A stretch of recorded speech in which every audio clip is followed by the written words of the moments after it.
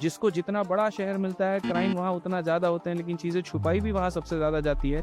कोई भी अपने एरा में, कोई भी अपने कार्यकाल में अपने ऊपर में ब्लेम लेना नहीं चाहता है। नीतीश गवर्नमेंट कभी नहीं चाहेगी कि जैसे राजद के साथ में चारा घोटाला वाला पार्ट आया था और लोगों को पता चल गया था, तो हमारे साथ में कुछ ऐसा हो। सर जिस तरह से 29 दिसंबर की रात वाटर कैनन से बच्चों के ऊपर उस ठंड में सर पानी छोड़ा गया, लाठियां बरसाई गई और बच्चे वहां पर जन गण मन का नारा लगा रहे थे सर, उन्हें भी नहीं बख्शा गया और उस स्थिति में भी उन पर लाठियां भांजी गई सर। क्या यही मतलब सुशासन की सरकार है हमारे बिहार में? फेवरेट मूवी आपकी कौन सी रही है sir? Favourite actress? Sir SSC में 50-50 स्कोर लाना आपके लिए आसान था या फिर अपने लिए लड़की ढूंढना आसान होगा, ये बताइए सर। भोजपुरी में आपका कौन सा फेवरेट सॉन्ग है? जाए चंदा ले आओ खबर ये।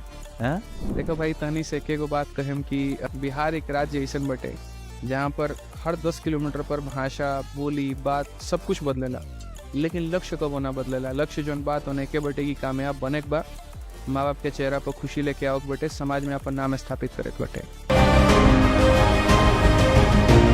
हेलो वॉरियर्स, स्वागत है आप सभी का आपके अपने YouTube चैनल जी दरोगा में। देखिए आज हमारे साथ लाखों स्टूडेंट्स के आइकन और एसएससी 2019 में अपनी एक अलग पहचान बनाने वाले आदित्य रंजन सर हैं। और मैं आइकन इसलिए बोला क्योंकि मेरे भी आइकॉन रह चुके हैं।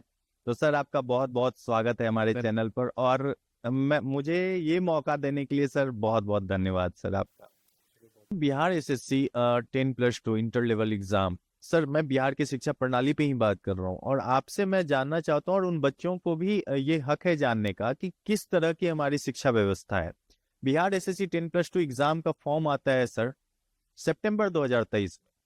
अभी सर पर मार्च आ चुका है 2025, अभी तक ना ही उसमें कोई एग्जाम का डेट आया है, ना ही ये भी क्लियर नहीं हो पाया कि वेंडर, अभी सर पहले ऑफलाइन एग्जाम होती थी, अब ऑनलाइन मोड में कराने का सोच रही है, लेकिन अभी तक वेंडर भी क्लियर नहीं है कि बेल्ट्रॉन लेगी या टीसीएस। बातें बेल्ट्रॉन की चल रही थी सर, बच्चे इससे भी नाखुश थे और बेल्ट्रॉन के बारे में तो सर आपको भी पता होगा। तो सर ये शिक्षा व्यवस्था कब तक सुधर सकती है बिहार में? अगर बच्चे ऐसे ही फॉर्म भर के वेट करते रहे तो मतलब वेट ही करते रह जाएंगे। सर मेरे पास कॉल आता है कितनी सारी लड़कियों का कि भैया कब तक वेट करूं, मेरी शादी लगवा रहे हैं घर वाले। मैं उन्हें क्या जवाब दूं सर? क्या बोलना चाहेंगे वैसे बच्चों? देखिए, सारी सरकार के मंशा का खेल है। मुझे जहां तक लगता है कि एक पल में किसी ने सोचा भी नहीं होगा कि बिहार में टीचरों की इतनी बहाली आएगी, ठीक है, लेकिन बड़ी संख्या में बहाली आई भी, भर्तियां भी हुई, अच्छे पद पर हुई, ठीक है, और लोग उससे खुश भी हैं। लेकिन वहीं पर कई ऐसे पेपर हैं जहां पर बहाली का पूरा सिस्टम, मतलब तरीका ही चरमराया हुआ है। आप कह सकते हैं उसमें बिहार दरोगा का कह सकते हैं, आप बिहार सीजल का कह सकते हैं, ठीक है, चाहे वो 12वीं लेवल पर हो, ग्रेजुएट लेवल पर, वहां पे उनमें ये डिसाइडेड नहीं है कि वेंडर कौन होगा, उनमें ये डिसाइडेड नहीं है पेपर कंडक्ट कैसे कराना है, उनमें ये नहीं पता वहां पर कि चलो कंडक्ट हो गया तो हमें रिजल्ट कब जारी करना है।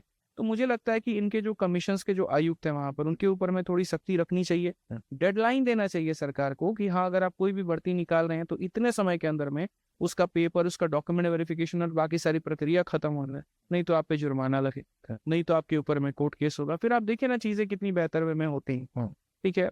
क्या है कि पासिंग द बॉल वाला गेम मतलब की हो गया कि नहीं नहीं हमारे वजह से नहीं है, तुम्हारी वजह से, तुम्हारे वजह से नहीं है, उसकी वजह से, लेकिन इन सब में बच्चों का जो करियर है वो खत्म हो रहा है। सर एक और मेरा सवाल है सर, बिहार में जो एग्जाम होता है, चाहे बिहार दरोगा हो, बीपीएसएससी की एग्जाम हो, बीपीएससी ही कंडक्ट करवाती है सर दरोगा की, एसएससी बिहार एसएससी की एग्जाम हो या सीजीएल लेवल पे भी सर, उसमें बच्चों को ना क्वेश्चन पेपर दिया जाता है, ना ही कार्बन कॉपी दिया जाता है ओएमआर का। सर बच्चे क्वेश्चन मिलाए तो मिलाएं कैसे?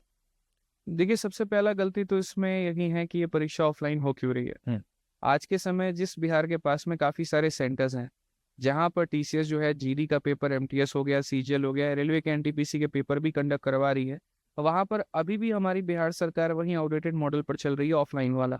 तो मुझे लग रहा है कि ये सबसे बड़ी गलती है, इसको सुधारना चाहिए।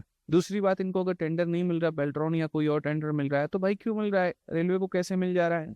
एसएससी को पेपर कराने के लिए टीसीएस कैसे मिल जा रहा है और आपको कैसे नहीं मिल रहा? तो ये थोड़ा सोचना है, ठीक है। तीसरा, अगर हम बात करें कि जो ये ऑफलाइन पेपर्स कंडक्ट करवा रहे हैं, देखिए ऐसा नहीं है ऑफलाइन पेपर कंडक्ट नहीं होता है, सीडीएस भी ऑफलाइन पेपर कंडक्ट करवाती है, लेकिन आपको अपना आंसर जो की है, जो आपको मिला है सी के साथ में जो आता है, जो आप सॉल्व करते हैं, आप वो ले जा सकते हैं।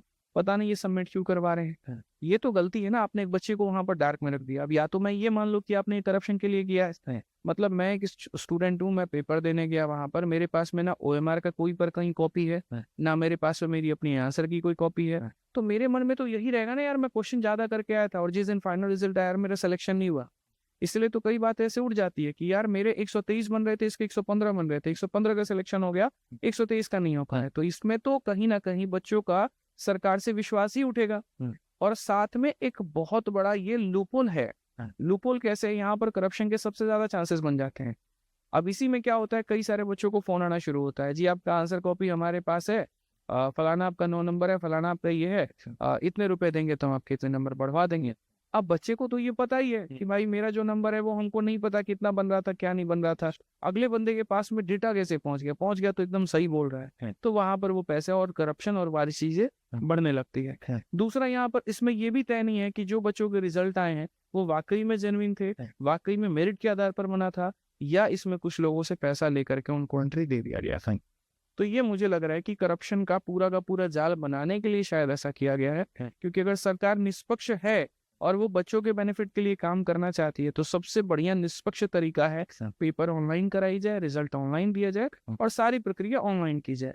आज 5G के जनरेशन में भी अगर आप वैसा तरीका अपना रहे हैं तो आप करप्शन को बढ़ा रहे हैं और कुछ नहीं।